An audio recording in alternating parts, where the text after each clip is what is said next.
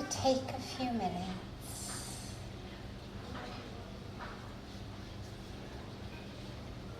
and allow yourself to really arrive.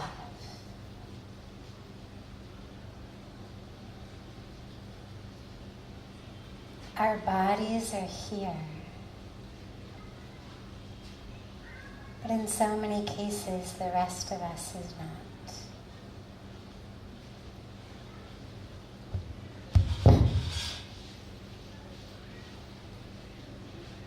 Allow the awareness and the focus to arrive.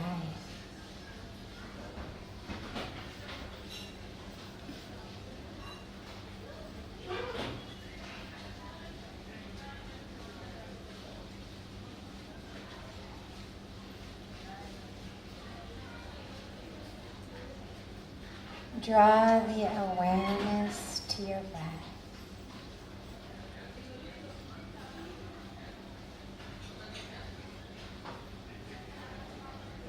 Don't try to change it. We're not doing pranayama. Just allow the awareness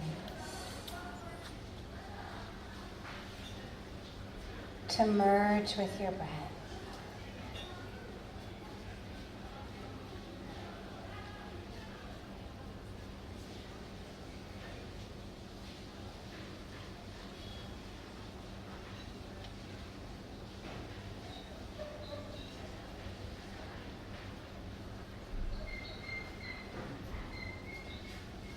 You'll get distracted.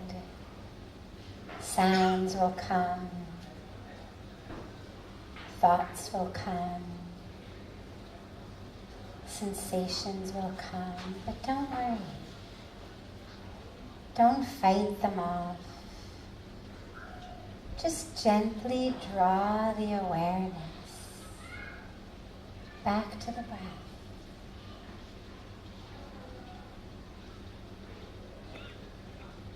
The moment that you notice you've gotten distracted, just bring it back.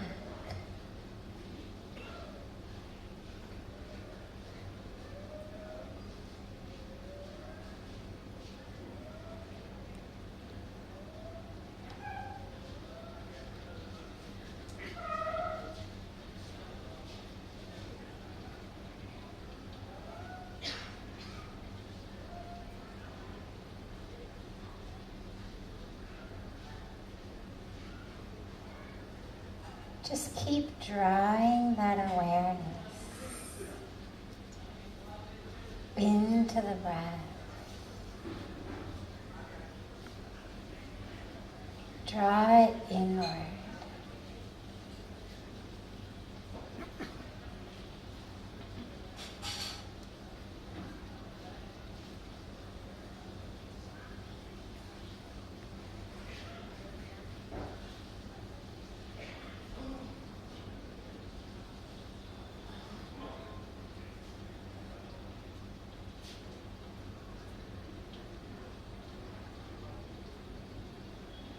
If you feel like the mind is still too distracted, you can add a very simple mantra to this.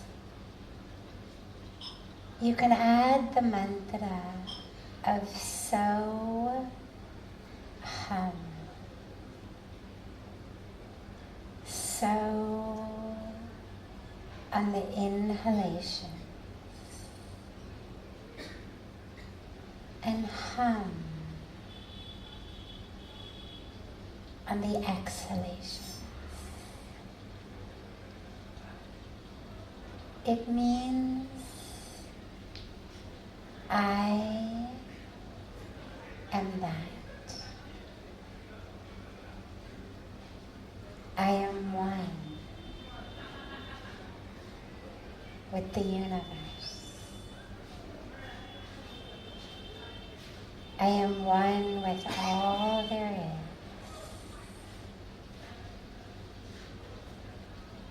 is. So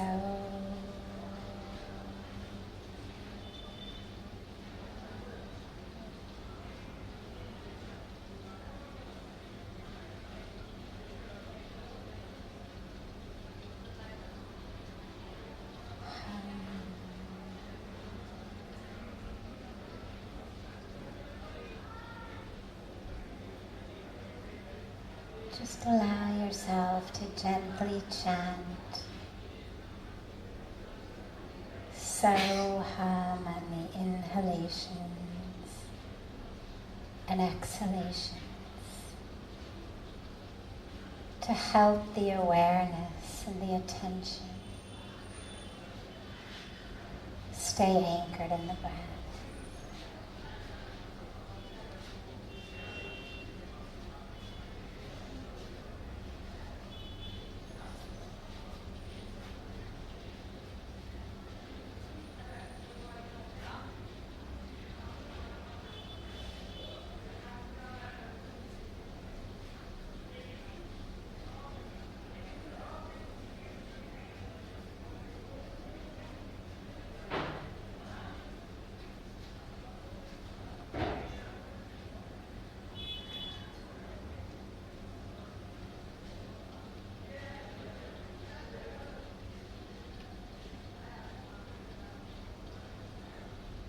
Just take another moment, allowing that awareness to expand. As you sit in this sacred land, this lap of the Himalayas, this land of yoga, meditation, this land of awakening.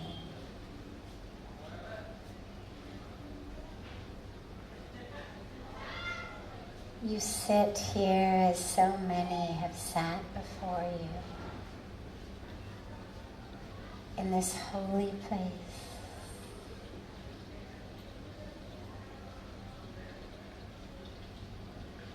Just allow that awareness to expand.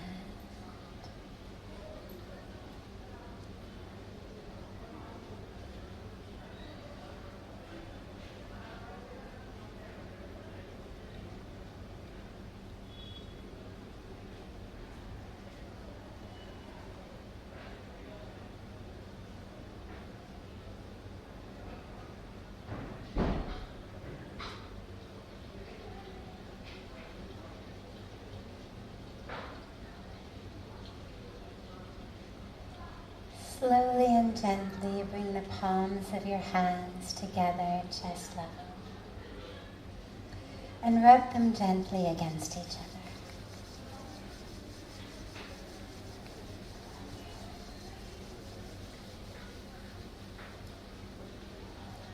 Press the palms of your hands into your closed eyes.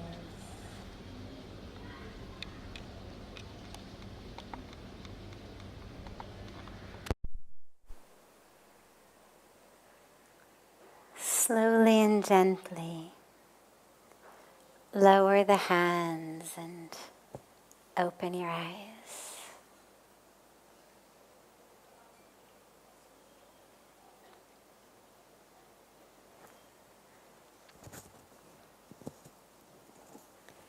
Welcome to Satsang.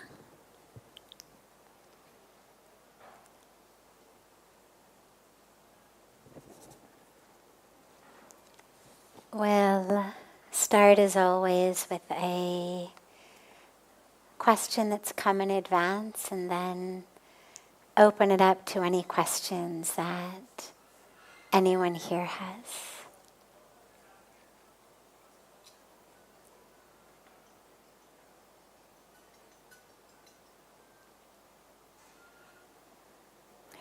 What gets you excited about life?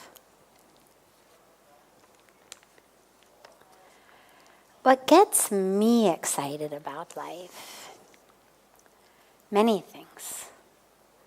Number one, how incredibly patient the universe is. How no matter how many times we get distracted into ignorance, into illusion, into anger, into ego, into greed, into all of the places that we all get pulled, that no matter how many times we get pulled off track, grace is always there just to keep welcoming us back. You know, most relationships in life, people do hit kind of a point where they say, you know what? I forgave you the first time, forgave you the second time, forgave you the 10th time, but now I'm done. Like now it's just been too many times. But grace is never like that. Doesn't matter how many times you've acted in anger, how many times you've gotten jealous or greedy or lustful or arrogant or mired in your ego, whatever it may be. Every time is fresh. There's no demerits. It's not like, well, you made such a mess of it last time that you're going to have to start, 10 feet behind anyone else this time. None of that. Just fresh opportunity. Fresh opening, fresh presence of grace every single time we come back. There's no other relationship I know of where the arms are so open and available and present no matter how many times you've messed up in the past, no matter how badly you've messed up in the past. But the arms of grace are.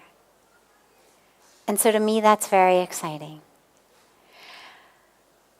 What also excites me is how, because the universe is so patient, there isn't any sense that you're running out of time.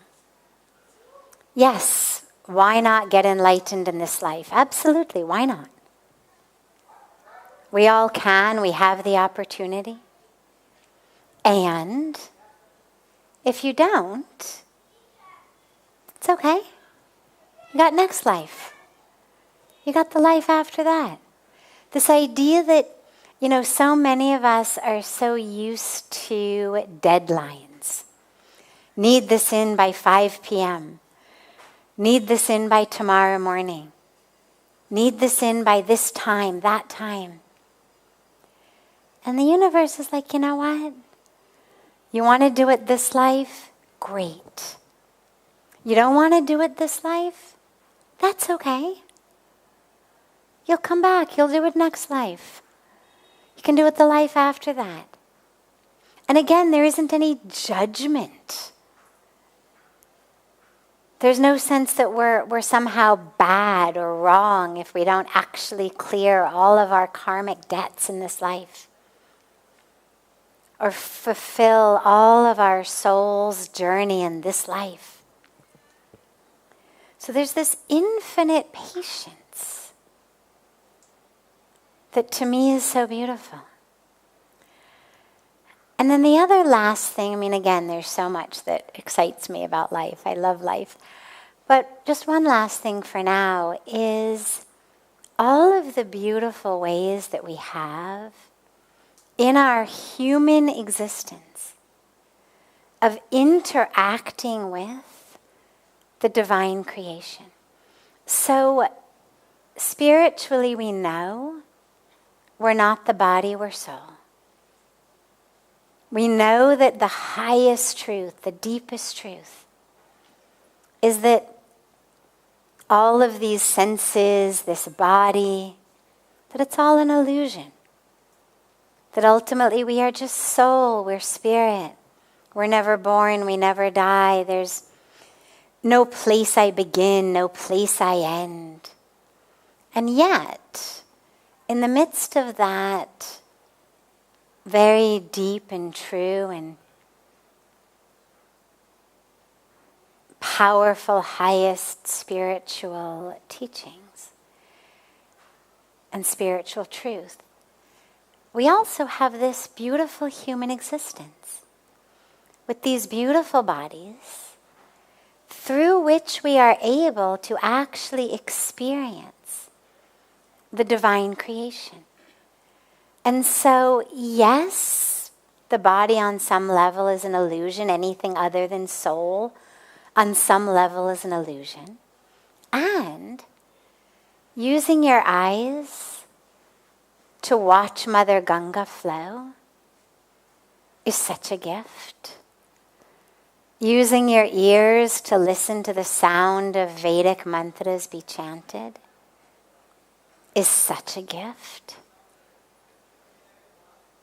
Tasting water when you're thirsty and you take it in, especially if you're somewhere where you can just bend down and take it from a river or a stream.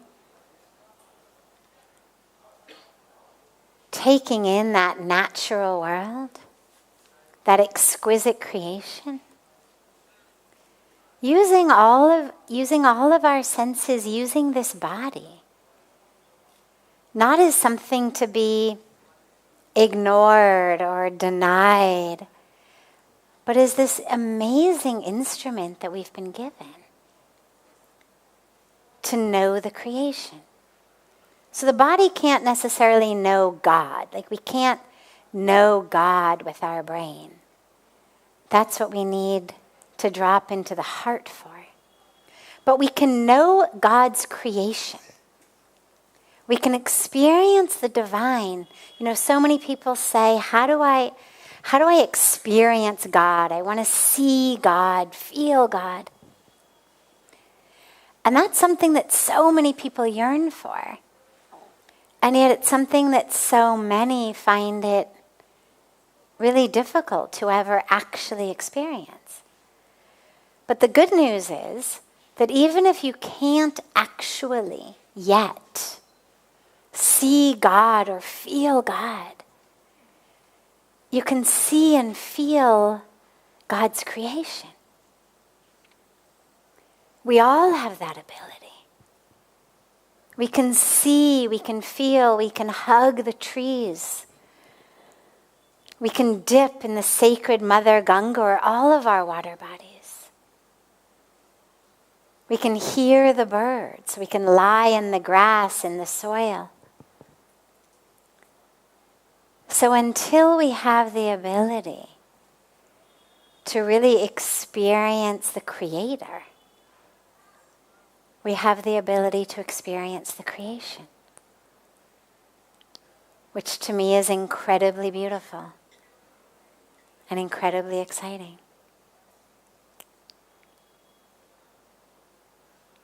Questions? Yes.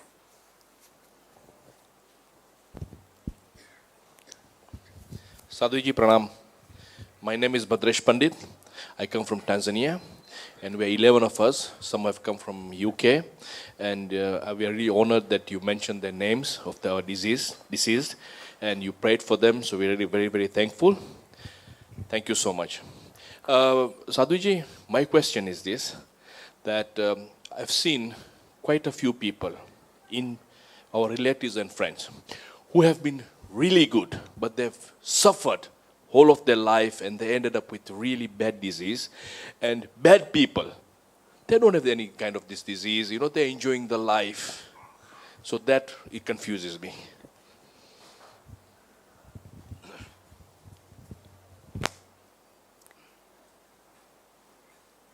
There is a really tragic irony about the fact that whenever, especially young people die, because older people, we all sort of expect that eventually older people are going to die.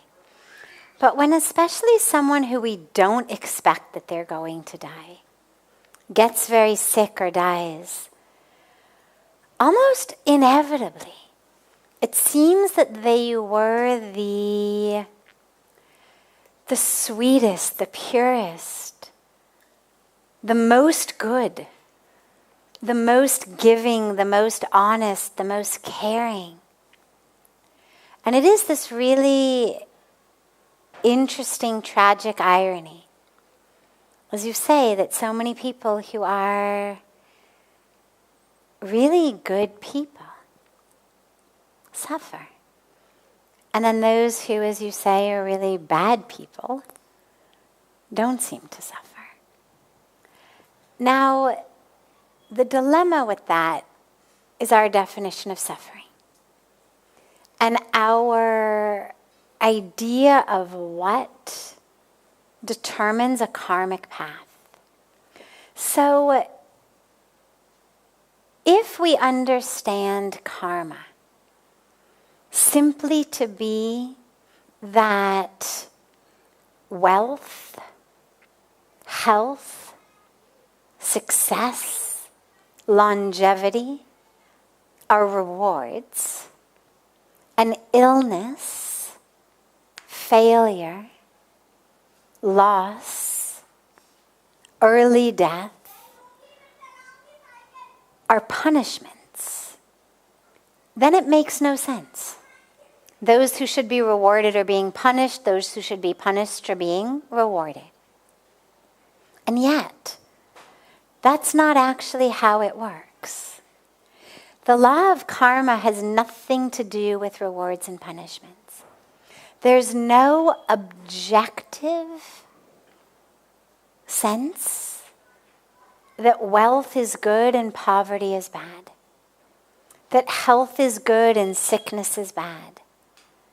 That success is good and failure is bad. Our karmic journey has one goal and only one goal in mind. Our ultimate freedom.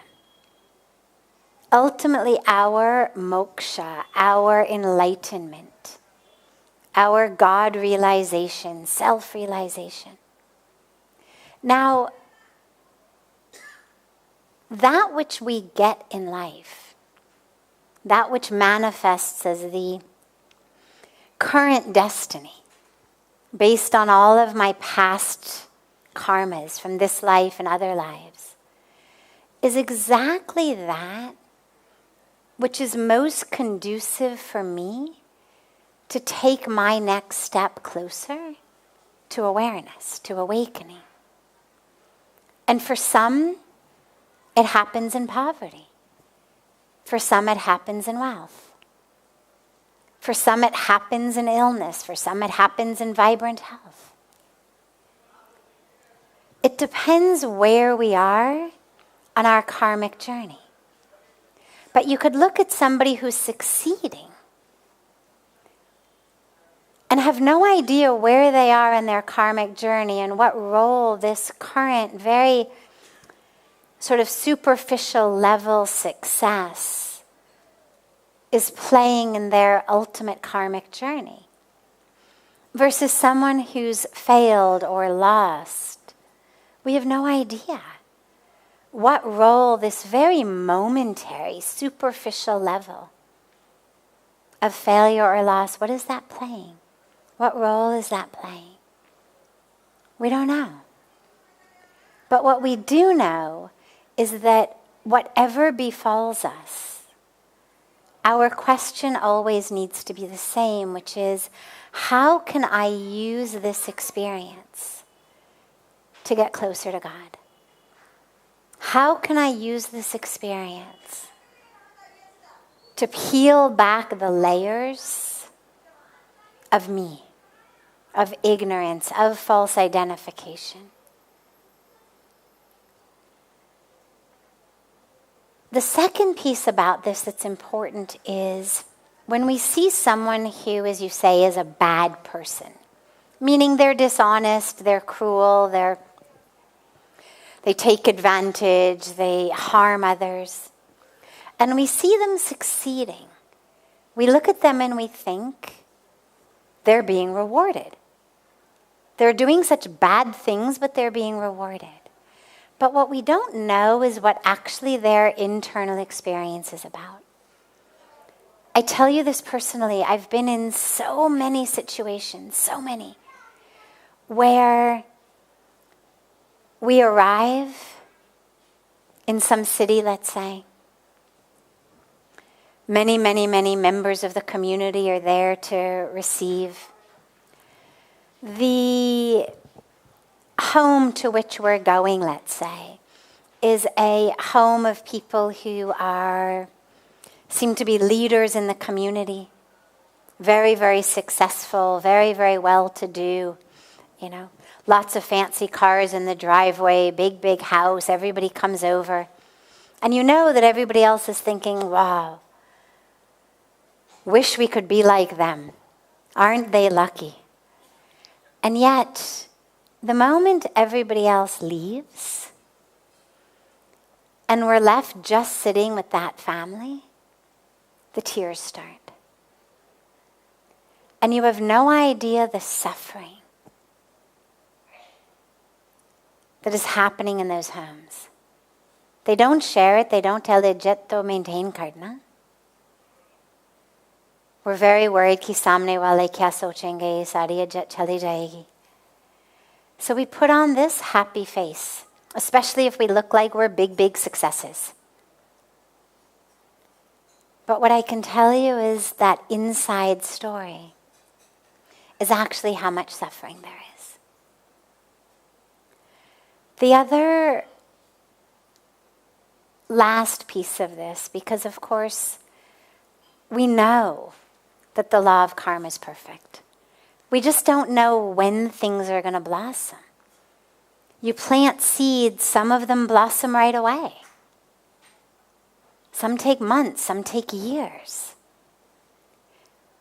Somebody cheats you today, there's no way of knowing when that seed is going to blossom. Somebody helps you today. No way of knowing when that seed is going to blossom. But the last piece of this, when we think about people who are very, very good, very wonderful, and especially in younger ages when they suffer so much, disease, death, remember that according to our philosophy, the whole teaching of karma and reincarnation, we're actually only here in a physical body in order to work our way through all of our karmic debt. We're here because we have to be here. Because in our last birth, we didn't quite get full moksha, full freedom, full enlightenment.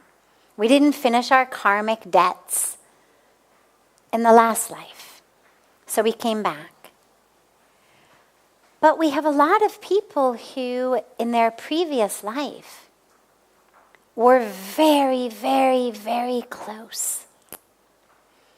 Maybe there were just one or two remaining karmas that needed to be worked out, or something left in a karmic bank account that needed to be withdrawn before they ultimately attain moksha and stop the cycle of birth and rebirth. And these tend to be, in many cases, those who suffer and die young. Their work was done. They came as these almost enlightened beings, hence the fact that they were so good, that they were the ones who were like angels on earth. But they finished their work quickly. They didn't need a full 80, 90, 100 years to get through as much of their karmic bank account as they could. They were done much sooner. And so they left. But we have to stop thinking in our minds of illness and death as somehow a punishment. It isn't. It's the karmic unfolding of our own path to God. And so, in order to really understand that, you would have to have a vision that enabled you to see an entire tapestry. I mean, I'll give you an example. So, we just finished Navaratri, and during the time of Navaratri, we had this beautiful Ram Leela taking place. Now, of course, the Ram Leela is just the essence, the sar of the Ramayana. There's not actually the time and a couple hours a day of singing and dancing and drama to get into all of the details. But for me, one of the most powerful teachings in the Ramayana, and it explains to me this very, very well, is if you begin with the story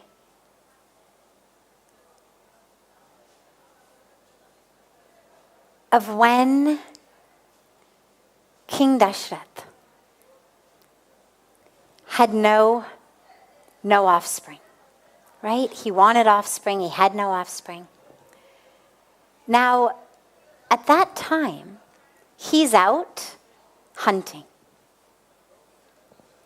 At the same time that he's out hunting, we have the very, very, very beautiful being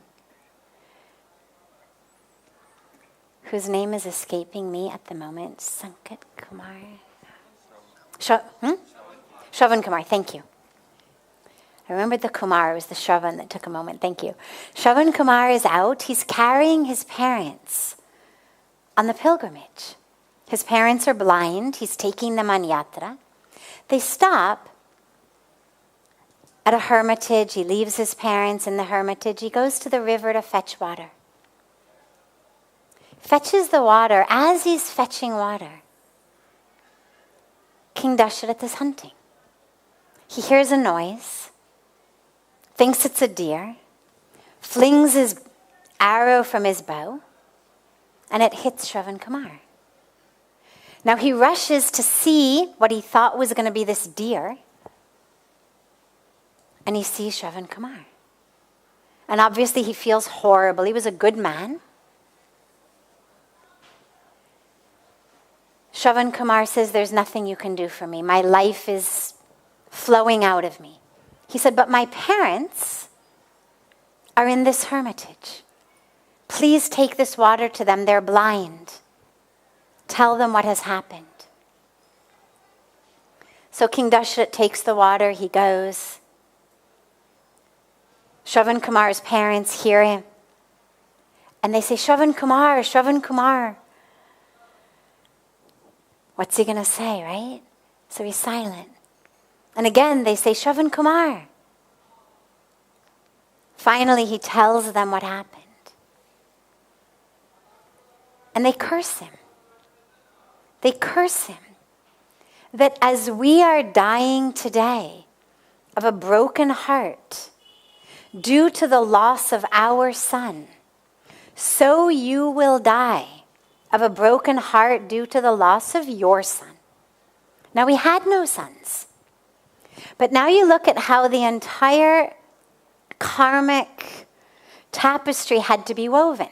He had just been cursed by people of very pure heart, that he was going to die of a broken heart from the loss of his son.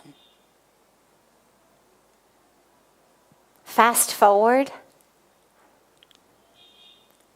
Bhagwan Ram, this embodiment, the epitome, the divine embodiment of righteousness, goodness, integrity, honesty, everything we strive for. Bhagwan Ram was the embodiment of that. You couldn't be more good than Ram was. Yet, what happens? This day of the coronation, he ends up getting sent out into the jungle. As King Dashrath watches helplessly as Ram, Lakshman, Sita go, as he cries for him, with his final words, he's actually calling out Shravan Kumar's name because he remembers. And I love that story when we think about the tapestry of karma. Because otherwise you look at the Ramayana, you look at Bhagwan Ram and you say, why? Why? Why would someone who's the embodiment of goodness forget that he was the divine for a moment? Suffer so much like that?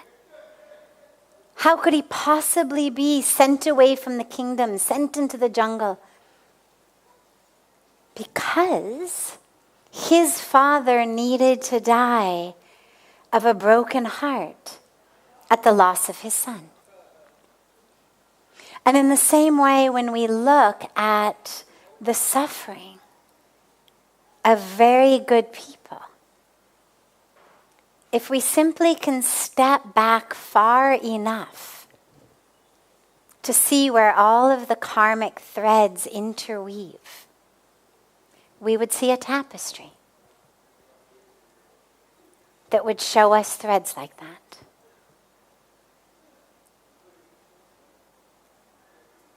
Beautiful.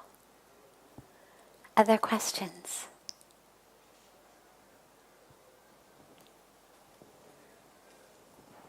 Yes. He's just bringing you a mic so we can hear.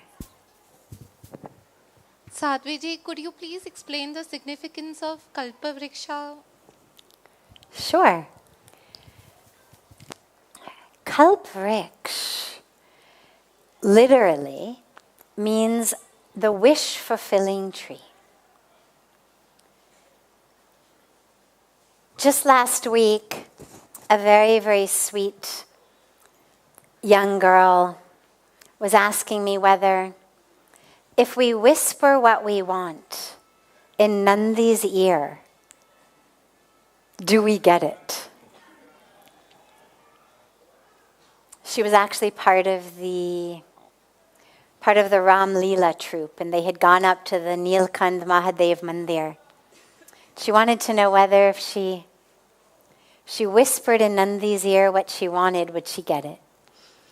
And we have in our beautiful spiritual heritage all of these different opportunities to get our wishes fulfilled. And yes, there's power, of course. Whether we say the divine is working through a particular type of tree, whether we say the divine is working through Nandi, whether we say the divine is just working through the divine, nameless, formless, infinite. However we conceive of that divine, can our wishes be fulfilled? Of course. The dilemma is we have no idea what to wish for. And so we end up really stuck because sometimes we wish for something that we think we want, we actually get it, and we realize what an awful mess it was. Sometimes by God's grace, we wish for something, we don't get it. We realize later, thank God I didn't get it. But the other dilemma is that when we wish for something that we don't get, we assume that the divine, whether in the form of a tree, whether in the form of a bull, whether in the form of any form or no form, that God is like a vending machine. That we're just going to go and we're going to ask for what we want and we're going to do our ceremonial parikramas around, or we'll tie the string, or we'll say the prayer, or we'll give our dakshina, or we'll do the puja, as though we were simply putting money in a vending machine. And then when it doesn't give us what we want, we think the machine is broken. I need a different guru. I need a different mantra. I need a different mandir. I need a different religion. It's not working. This vending machine is not working. And we become broken.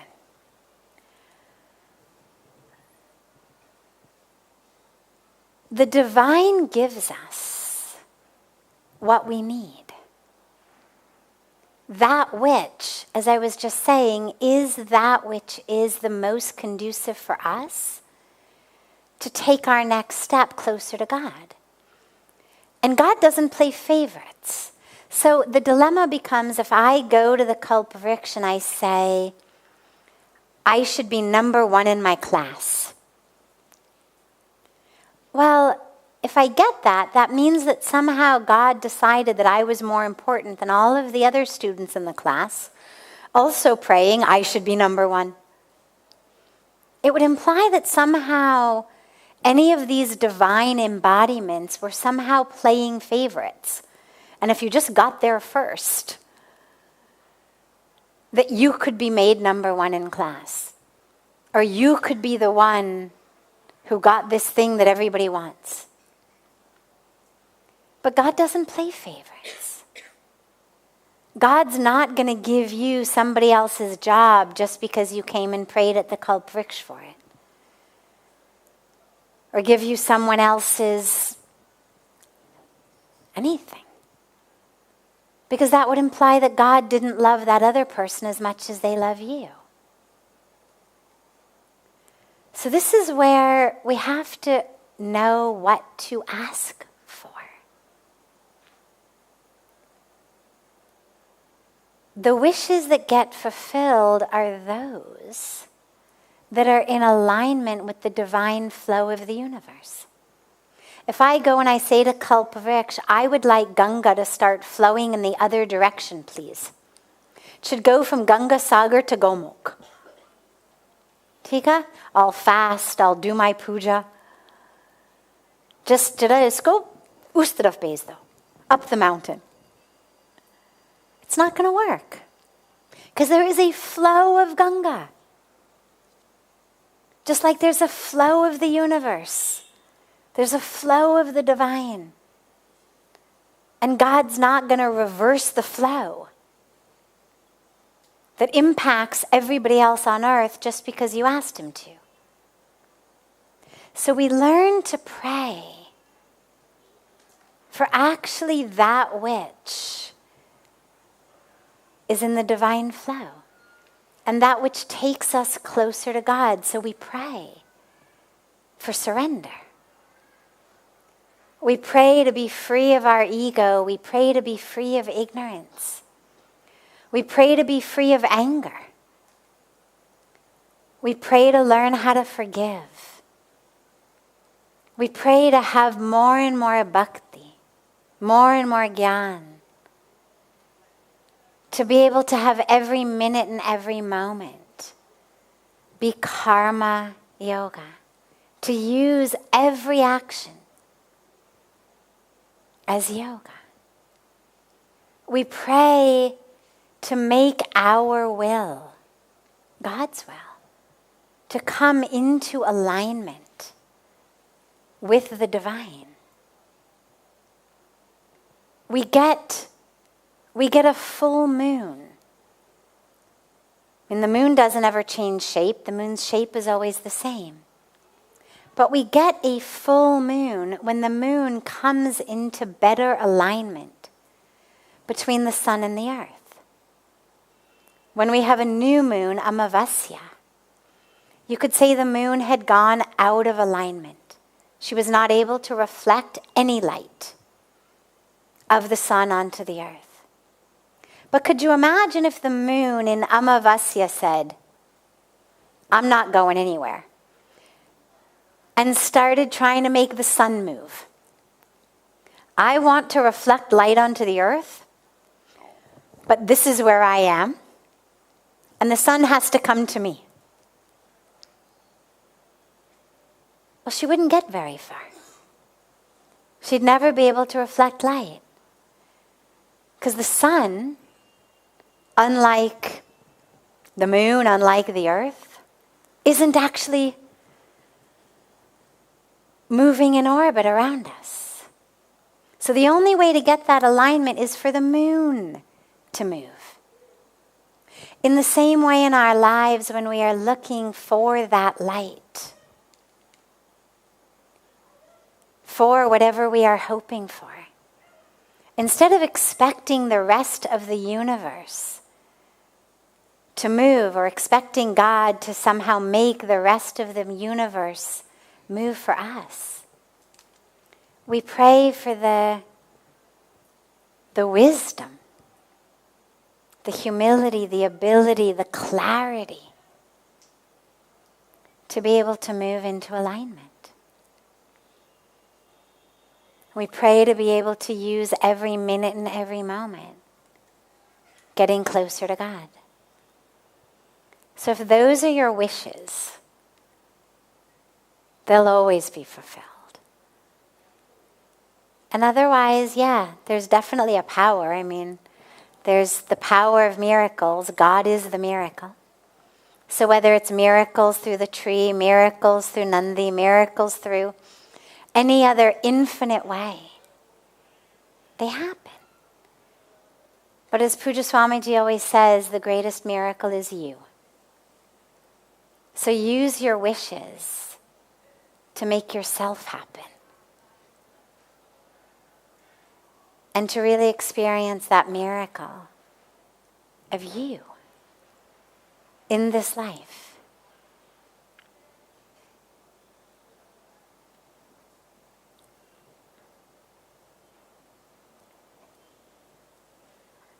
Have a beautiful, beautiful rest of your evenings. A beautiful morning and day to our family joining us from all over the world through this gift of technology.